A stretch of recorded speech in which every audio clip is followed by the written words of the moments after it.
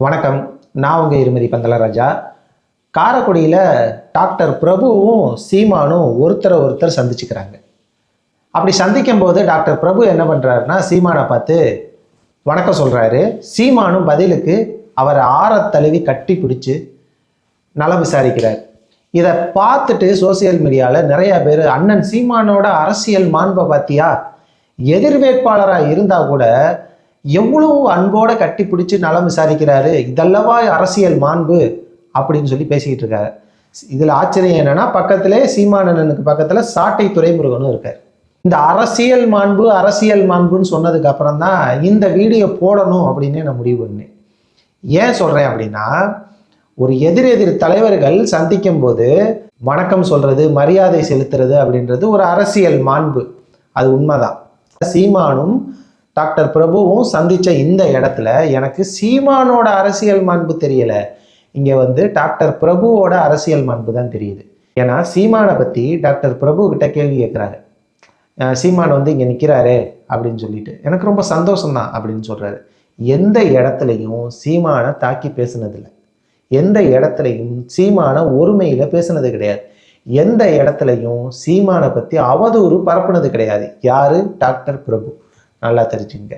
ஆனால் சீமான் கூடவே சுத்துற சாட்டை துரைமுருகன் டாக்டர் பிரபுவை பற்றி தான் பேசியிருக்கார்.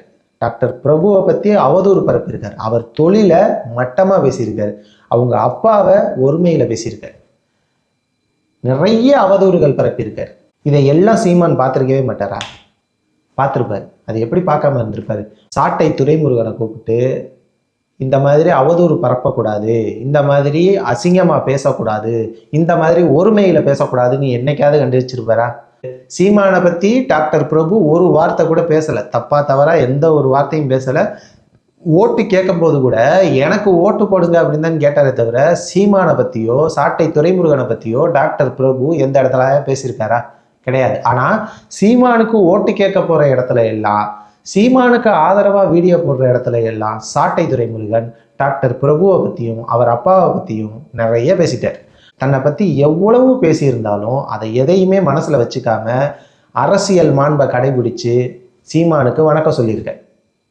அது மட்டும் இல்லை, தன்னை பேசின சாட்டை துரைமுருகன் கூட கடைசியில் போகும்போது கூட கையை குலுக்கிட்டு போயிருக்கார். இதுதான் அரசியல் மாண்பு. நீங்க உடனே சீமானோட அரசியல் மாண்பு என்ன? சீமானோட அரசியல் மாண்பு?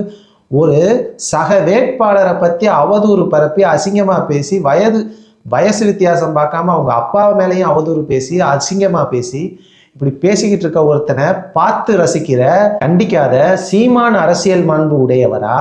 இல்ல தன்னை பத்தி என்ன பேசினாலும் சக வேட்பாளரை பார்த்தோன்னே வணக்கம் வச்சு தன்னை பேசினவருக்கே கையை குலுக்கி மரியாதை செலுத்திட்டு போன டாக்டர் பிரபு அரசியல் மாண்பு உடையவரா?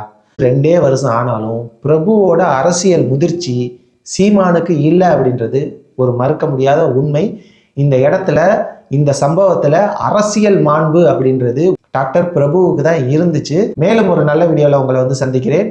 அதுவரை உங்களிடமிருந்து விடைபெறுவது உங்கள் இருமதி பந்தலராஜா. நன்றி, வணக்கம்.